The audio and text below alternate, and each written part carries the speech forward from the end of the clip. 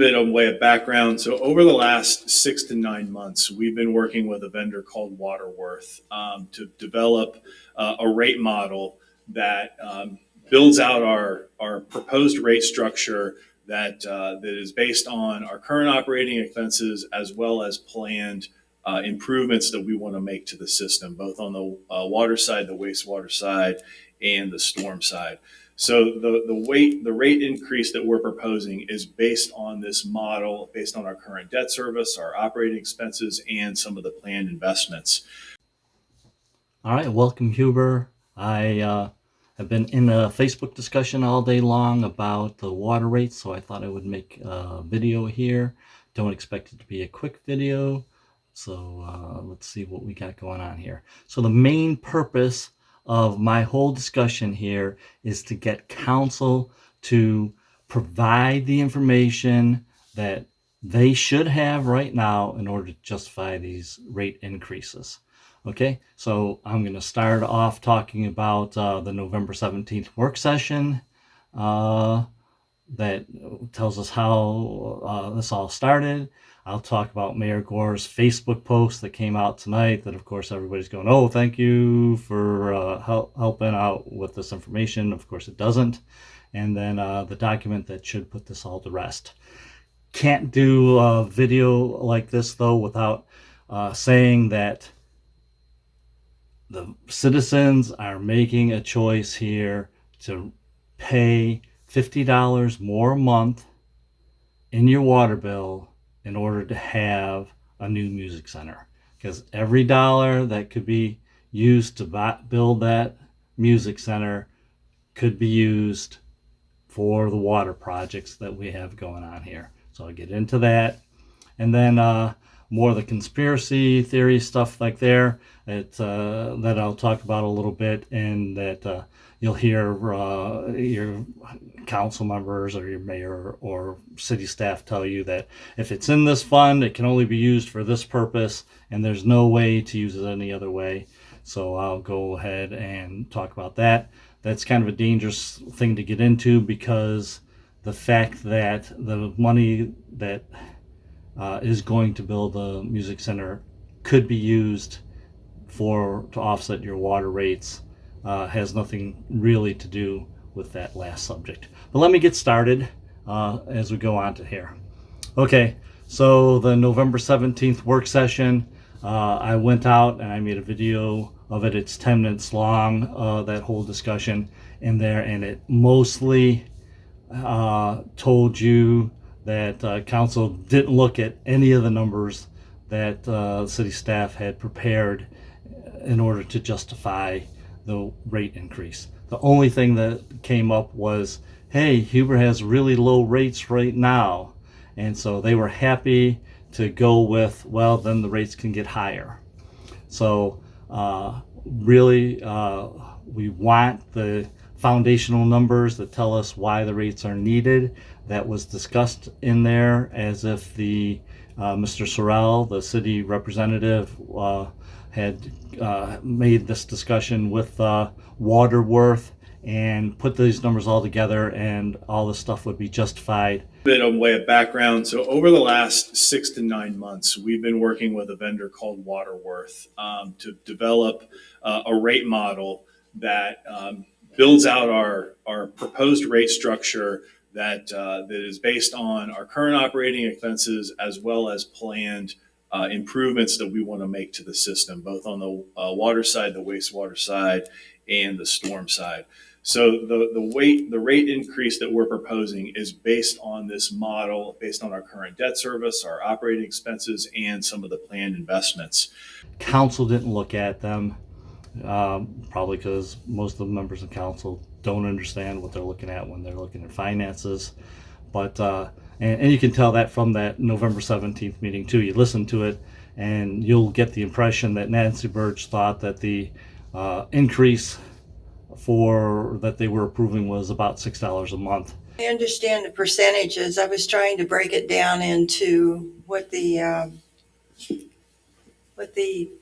user would. Yeah. So essentially, from today's rate to 26, the average user will see about a $6 a month impact in their bill. Okay. All right. And I realize that fluctuates by household Correct. and that, but that gives us a general idea. And a couple days after this came out, you'll see some posts on Facebook where Kevin Carter actually did the numbers and predicted that it would be $23, and that's what you ended up with here in the letter that the city sent out 3 months later. So your council members don't understand finances. There are people here in the city that will look at stuff and understand things better. So it's much better for us residents to have them publish the numbers so that, your Paul Schaefer's and your Kevin Carter's, and, if somebody would actually ask me, would look at them and be able to tell you what's really going on instead of what you see from the council meetings. And with that, Mayor Gore made a post tonight, and it had a whole bunch of numbers in it. It looks like, all these numbers, but they're just a hodgepodge of numbers, right? Some of the stuff has been paid for previously. Some of the stuff in there's no rhyme or reason to why he presented what they were. They're totally out of context. But anyway, so his post had a lot of figures in it, but unless you're looking at them in context of which funds and stuff are actually paying for them, you really want that document that Mr. Sorrell was referencing if you want to have any understanding of what's going on. Okay, so that comes up to the second point that I wanted to make. All right, and you have to understand it. So everything that we've seen from the new music center, the indoor music center, which is going to be $60 million or whatever they say it's going to be out there, all that funding is coming from funds that can be used for infrastructure, right? So if it's a TIF fund or it's CRA repayment, special assessments, all those things can be used for sewer and water expenses. All right, so there are a few things. Maybe you might get $1 million or $2 million out of these special fees that they're planning on having drink things, but you're not going to get a significant amount of money from those kind of things. All right, your music center is going to be paid for by funds that can be used for infrastructure. So your council right now is telling you that they would rather have you pay $50 more a month on your water bill so that you can have a new music center. It's as simple as that. Now, if that's a trade that we all want to make, that's fine. But don't let them deceive you into thinking that there's anything other than that. You are going to pay $50 more a month every month in order to have a new music center. It's just a trade you're making. It's as simple as that. And then this is related, but it's not really related. It's more related to the $30 million in the funds. All right. So we know, we'll start with a more understandable example, right? We know that TIF dollars can only be used for infrastructure. They can only be used for infrastructure stuff, right? They can't be used to pay operating costs to the parks. That's absolutely true. However, what are we doing with the Rose Music Center, right?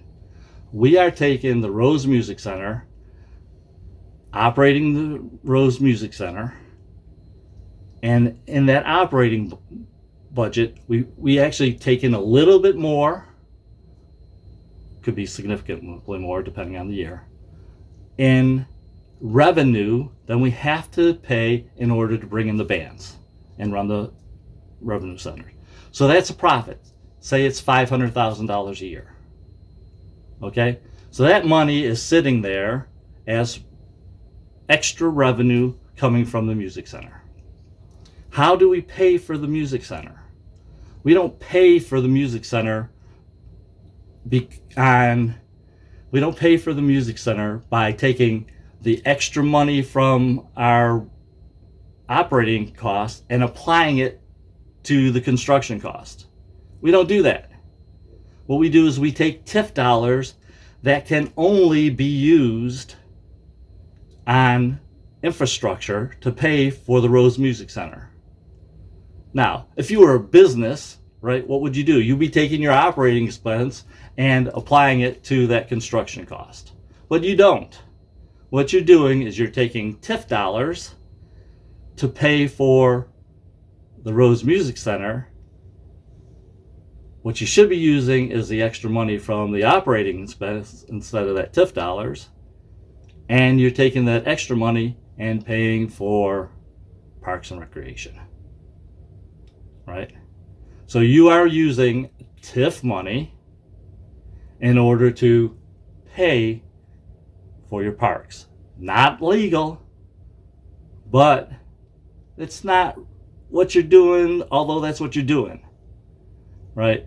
So when I was mayor, we had all these extra money in water sewer funds and stuff like that. And the assistant city manager had this scheme, right, where he wanted to lend that money that's in our funds to the city itself so that we could pay ourselves the interest for that money. Okay? Now, that in itself isn't really so bad, but when I explored this with him more, I told him, well, I'm not totally against that because you can save yourself a bunch of paperwork, or not paperwork, but financing charges and all that kind of stuff, and actually end up with more money if you arbitrage it off there. But if you're going to do that, we have to make it a legal type thing where you are required to pay it back and you have a required schedule to pay it back. I would not be into the pseudo arrangement where you kind of borrow it back there, but you're not keeping track of it, and someday you'll eventually pay it back. All right. If you're going to have it, if you're going to be borrowing it, you're going to make it formal and that. So that didn't happen when I was mayor. I don't know if he liked that idea or didn't like the idea, or if they were going, whatever. For some odd reason, they didn't formalize that, and so the city wasn't lending itself money from these funds to be used somewhere else. What's happened since I left mayor, who knows? Right? But could the water fund be used to front money so that you're building sewers right now, and then eventually that money comes back as special assessments? Certainly, right? The city could be using its reserve funds in order to front that money. Nothing completely wrong with that, except what's the rule for that money when it comes back as a special assessment? Does it automatically go into the fund that it came out of? Right? Or is it like the operating overages for the Rose Music Center? Right? If the TIF money came for the Rose Music Center, you would think that if you had operating overage, that it would be required to go back into that fund so that it was restricted in the same way that it came out of. That's not the way it works. That's not the way the city's doing it. You would think it would be that way. You would think the city might have discipline to do it, but they don't. How about special assessments when they paid in? Do they go back into the fund where they came out of, or not? All right, those are the questions for the day. But again, the main purpose of this video is to get council to give us that document that Mr. Sorrell referenced, put it in the facts so that people that understand finance can look at it to make it sure it makes sense in order for us to get these super high increases in our water bill. All right, and with that, thank you and have a good night.